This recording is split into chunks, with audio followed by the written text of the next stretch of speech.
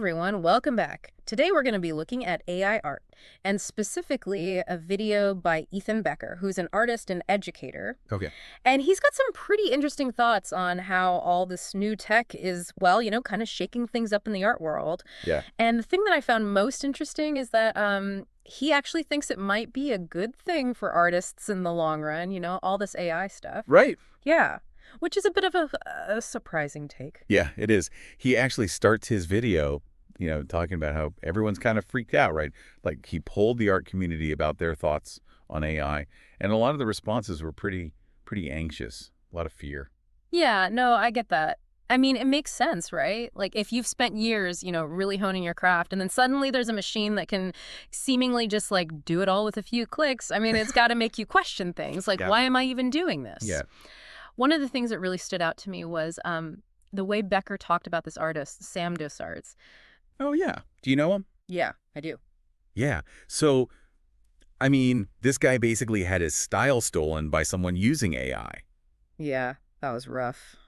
I mean, that incident, it really cuts to the heart of the issue. It's not just like some vague fear of the future or robots, taking over whatever. It's like there are real artists being ripped off right now. Absolutely. And that's a huge problem. It is, and it brings up the whole issue of art theft, which is like a massive problem that's just being made worse by AI. You can use it to exploit artists' work without their consent. Mm-hmm. It's not right. So, I mean, it's completely understandable that artists are pushing back against all of this. Yeah. I mean, Becker mentioned the boycott of AI art on ArtStation, which is huge. Yeah.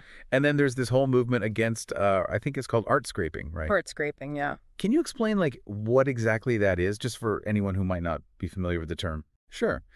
Imagine a bot, just like going around the internet, vacuuming up millions of images from artists' websites. It's like a Roomba for art.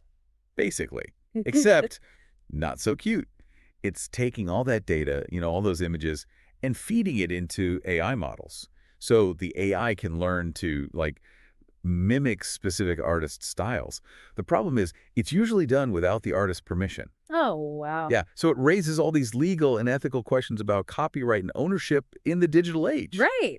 Like there's this case going on right now with a bunch of artists. They're suing this big AI art generator because they say it used their work without their consent. Oh, wow. Yeah, they claim it's impacting their livelihoods, and their artistic integrity. Wow. Yeah, I mean, I can definitely see why there's so much anger and fear, around all of this in the art community. Yeah. And Becker doesn't shy away from that. No, he doesn't. He's very open about how he initially felt that same rage, but then like something changed for him. Like he went on this whole, I don't know, intellectual and emotional journey. Totally. Yeah. He went from angry to confused, and then he had this aha moment. Yeah, interesting. He realized it wasn't just about the art itself. It was about the artist as a person, like their perspective, their story, how they connect with their audience. Right, that human element that AI, I mean, at least for now, just can't replicate. Exactly. And that brings us back to Sam Dosarts, Yeah. who you mentioned earlier. Right. Becker uses him as the perfect example of how an artist's appeal goes beyond just their technical skill. Totally. He talks about how Sam's personality just shines through in his work. Really? Yeah, he uses this funny description. He says it's got those smexy lips and knowing eyes. What? Smexy lips? Yeah, no, it's kind of weird, but it illustrates the point. I see, yeah. Sam's style, it's so distinct. Yeah. And it's inseparable from who he is as a person. Yeah. That's what draws people in. It's an extension of himself. Right. And so this leads Beckers to this whole idea about community, which I found super interesting. Yeah, it is. He becomes like this big champion for community being the core strength of artists. Oh, yeah. He even brings up his own art school, Project City, which he designed to foster, interaction and feedback between artists. Wow, that's fascinating. Tell me more about Project City. Like, how does that work? So he believes that real learning and growth comes from dialogue, from having that back and forth, within a community of artists. So Project City is built around that idea. They have open studios where artists can work alongside each other, critique sessions where they give and receive feedback, guest lectures from established artists who share their experiences and insights. Right. It's all about creating an environment where artists can learn from each other, push each other creatively, and build those meaningful connections. Oh, I love that. Fostering a supportive community. Yeah.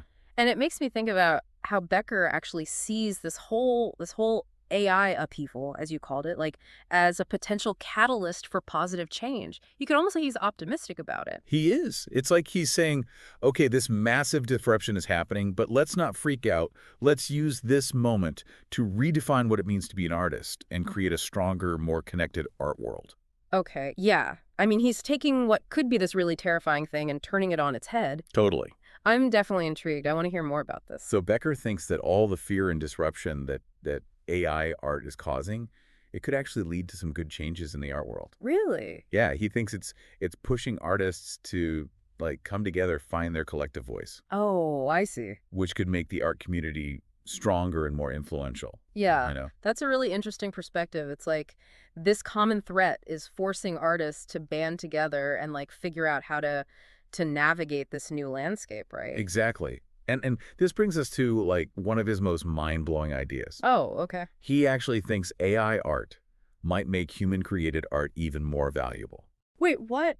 I don't get it. Wouldn't it do the opposite? Like if there's more art out there, wouldn't that kind of devalue everything? Well, think about it this way. When something becomes really easy to get, mass-produced, Yeah. it often feels less valuable. But things that are rare, unique, things that take real skill and effort to create, those become even more desirable. Okay, so you're saying that in a world where like anyone can create art with a few clicks, the art that's actually made by humans with passion and skill and a unique vision, that kind of art will stand out even more. Exactly. It becomes a statement, a testament to human creativity in a world that's becoming, increasingly dominated by algorithms. Sure. It's like the difference between a print and an original painting. Right. They both can be beautiful, Right. but the original, it carries a weight, a history, the human touch that the print just can't replicate. That's a really great analogy. It's like AI art is actually highlighting the things that make human art special, those intangible qualities like emotion, intention, personal expression. Right. It's like what we were talking about before with Project City and its focus on community. Right. It's not just about the technical skills. It's about the dialogue, the feedback, the shared journey of learning and growing as an artist. Yeah, that sense of community and shared human experience, it's so important. It's something that AI just, I don't know, can't quite grasp, can't offer. So instead of seeing AI as a threat, maybe we should be looking at it as a challenge, like an opportunity to push ourselves creatively, to explore new avenues, and to really connect with our audience on a deeper level. Exactly. Becker's message is all about hope and empowerment. Okay. He wants artists to embrace creativity, not be afraid to experiment, and to focus on building those genuine connections with their audience.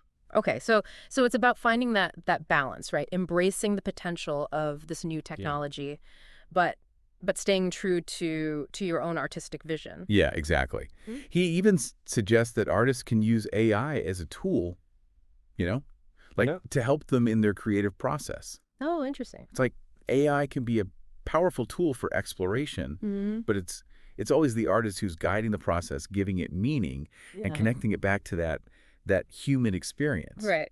I love how he's basically flipping the script here. You Yeah. know, he's taking this potential crisis and framing it as a catalyst for growth and evolution.